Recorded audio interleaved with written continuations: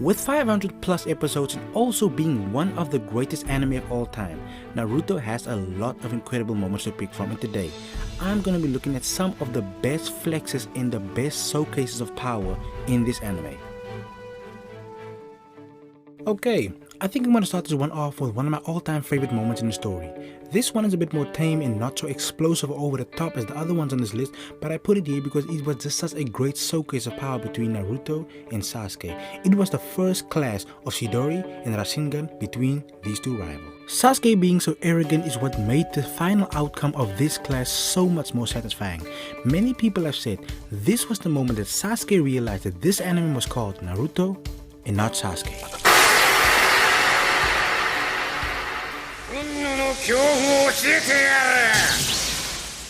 Okay, so the next flex on this list is the human-tailed beast, the Raikage. During his fight with Sasuke, the Raikage displayed some incredible techniques and power.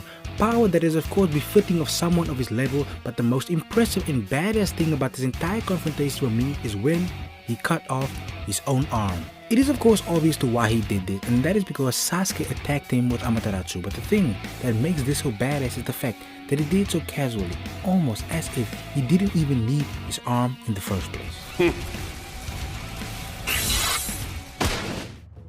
Next we have the first round of Naruto vs Pain. Naruto didn't just make an impressive entrance here, he also had a very impressive display of his new powers. The main Pain body was still in a cooldown period after the large-scale Shinra Tensei that wiped out the entire Lee village, so Pain wasn't running at 100%, but for Naruto to take down each and every one of the other Pains is still nothing but impressive considering the fact that they gave the entire Lee village problems. Naruto lost the first round versus Pain, but his growth in power and display of that power is still one of the best and most satisfying moments in this entire arc.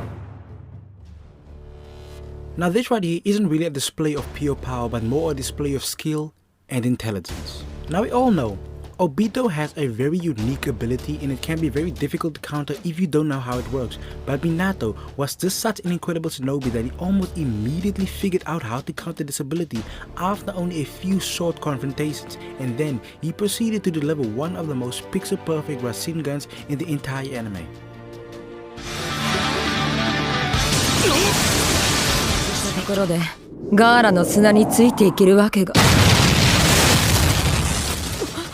And of course we have Rock Lee vs Gaara, one of the standout moments in the original Naruto series.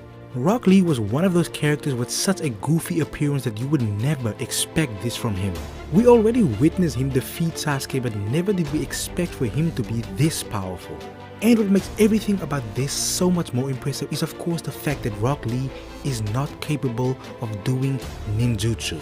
This was the best showcase of power from any genin in the entire tournament, but the thing that really stood out was Lee's flex when he took off his ankle weights. The moment he took those ankle weights off, the entire complexion of the fight changed.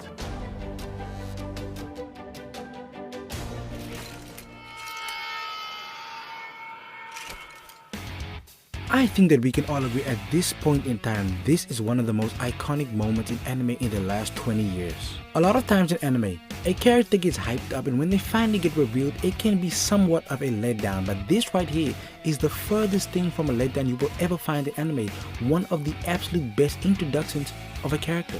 Madara is basically the true definition of believe the hype, because this man went in alone, took on an entire army and then proceeded to drop not one but two meteors on the battlefield just to test out what his new body is capable of doing, and this was just the beginning of the madness.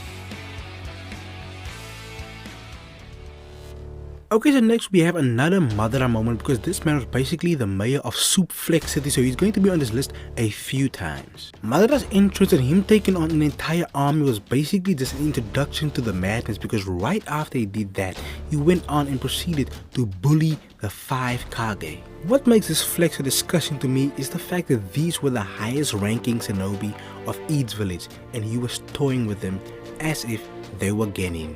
But the thing that still hurts me to this day is the fact that this man made 25 wood clones of himself, 5 for each Kage, and then had the audacity to give every single one of those clones a Susanoo. That was definitely one of the most disgusting, if not the most disgusting displays of power in the entire series. Madara made his introduction by fighting an entire army all by himself. He then proceeded to drop 2 meteors on the army just to test out what he was capable of doing. He then went on to fight the 5 Kage all by himself and basically turned the 5 Kage into jobbers and flex throughout the entire fight. This Madara right here is far stronger than the Madara that did all that impressive stuff, and Guy was able to manhandle and almost kill him. Not only did Guy almost kill Madara, he also gained the respect of one of the most legendary shinobi in the entire series, as Madara declared Guy the strongest taijutsu user he has ever fought. Guy of course almost died by opening all the gates, but that doesn't change the fact that this man took on one of the strongest characters in the entire series and almost defeated him. Shinra Tensei. At this point in time in the story, we already knew that Pain was very powerful. We saw some incredible things in the Hidden Rain village. We also saw him take down one of the legendary Sannin. We also witnessed him defeating Utakata, the 6-tailed Jinchuriki, but never did we think that he would be capable of something of this magnitude. What makes this showcase of power so impressive to me is the fact that this man didn't just destroy part of Konoha, he used a single jutsu to destroy the entire village in mere seconds.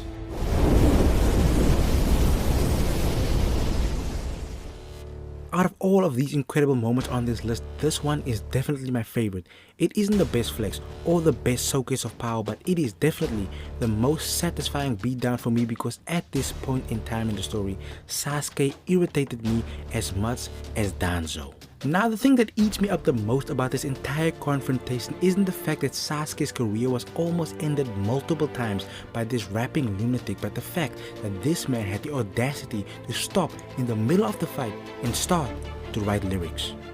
That was just a disgusting flex for me, and then B followed this up by almost sending Sasuke to the graveyard.